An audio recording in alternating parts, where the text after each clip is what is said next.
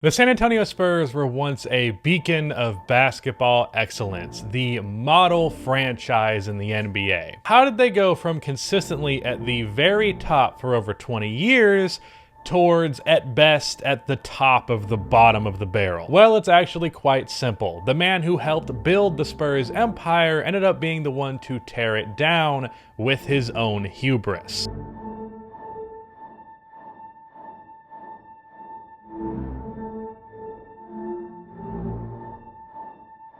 Okay, so in order to dive deep into Gregg Popovich and his flaws that resulted in the crumble of the Spurs empire, we have to go back, really far back in fact. Back in the 90s, the San Antonio Spurs hired a former assistant coach from the Warriors as their new head coach. Hold up, wait a minute, that's actually a typo, my bad.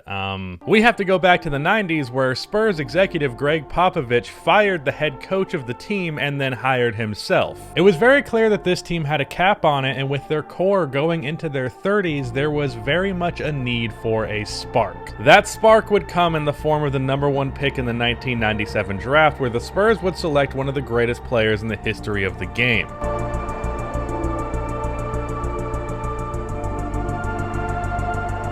But now enter Kawhi Leonard, the perfect successor to Tim Duncan, another quiet superstar who would fall in line with the culture cultivated by Gregg Popovich. How perfect. Well, as it turns out, no, not perfect. To many, Kawhi was the perfect transitional piece to continue the Spurs' dominance. Tim retires, Kawhi fills his role, and Popovich continues to fill up the championship display case until the day he dies. But well, we wouldn't be talking right now if that's what had ended up happening. You know, with time to sit and reflect upon this entire situation, it really makes you start to question the greatness of Gregg Popovich. And really, I just have to say something real quick. Something they don't want me to say. Something uncomfortable.